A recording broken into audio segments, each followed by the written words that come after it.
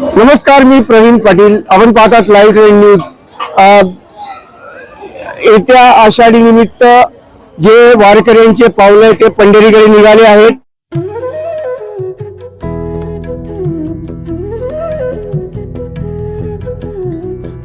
गेल्या 6 वर्षापासून चाळीसगावचे आमदार जे मंगेशदादा चव्हाण हेही त्यांच्या मतदारसंघातील जे शेतकरी कुटुंब असतील त्यांना वारी घडवत असतात. याही वर्षी त्यांनी एक स्पेशल रेल्वेद्वारे या ठिकाणी वारी घडवण्यात आली आहे.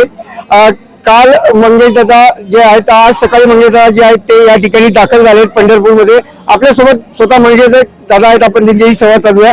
दादा, काय सांगाल, 6वं वर्ष आहे वारी आपली? खर तर ही वारी ती परंपरा या महाराष्ट्रामध्ये शेकडो वर्षापासून चालू आहे. पांडुरंगाच्या चरणी इथं महाराष्ट्रातून कानाकोपऱ्यातून गोर गरीब दुःखी दलित पीडित वंचित सगळ्या प्रकारचे सगळ्या समाजाचे लोक इथं येतात. आणि अगदी वारीचा संस्कार हा अगदी लहानपणापासूनच माझ्या परिवारात असल्याने मी आमदार होण्याच्या अगोदरपासून संकल्प केला होता की दरवर्षी या तालुक्यातल्या वारकऱ्यांना आपण पंढरपूरला न्यावं. त्या दृष्टिकोनातून आम्ही ही वारी चालू केली. आज बघता बघता 6वं वर्ष या वारीला आलं आहे. आणि खर तर माझा एक संकल्प आहे की प्रत्येक परिवारातला प्रत्येक व्यक्ती हा येणाऱ्या काळात टप्प्याटप्प्यात वर्षानुवर्ष या वारीच्या परंपरेत समाविष्ट करून त्याला पंढरपुरात आणावं, ही माझी प्रामाणिक इच्छा आहे. आपण ज्यावेळेस रेल्वे चाळीसगावतून निघाली होती, आपण त्यांच्यासोबत जे ते 2 सुखाचे घास त्यांच्यासोबत अनुभवले आहेत. त्यांची चाळीसगाव निघाल्यापासून जेवणाची असेल, औषधाची असेल, सगळी काळजी घेत आहात. किती संख्या आहे यावर्षी? खर तर कुठलीही वारी म्हटली की ती समतेची आणि ममतेची असते.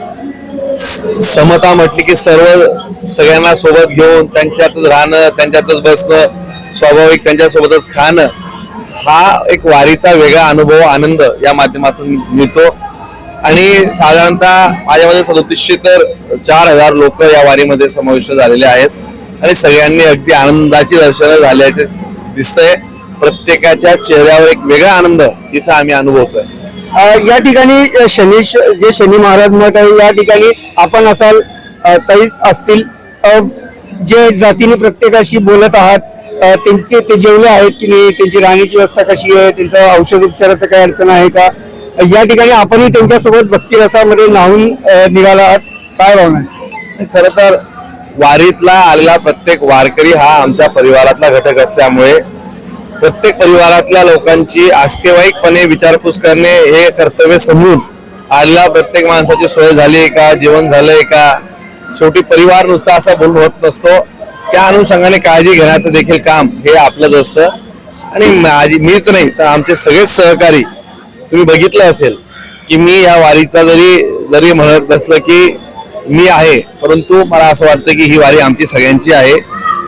सगळे आमचे सगळे ज्या पद्धतीने काम करत आहेत, म्हणजे रात्रभरापासून सगळं नियोजन असेल, इथलं जेवणाची व्यवस्था असेल, ती अगदी चोखपणे पार पाडण्याचा प्रयत्न करत असतात की आलेल्या प्रत्येक वारकऱ्याची कुठे गैरसोय व्हायला नको, त्याची तजवीज सगळेजण आम्ही घेत असतो. दादा, 400-500 किलोमीटर या ठिकाणी आपण आपल्या शेतकरी असेल, कष्टकरी असेल, त्यांना सोबत घेऊन आपण या ठिकाणी विठुरायाच्या चरणी आले आहात. काय नेमकं साकडं घातलंय विठुरायाला?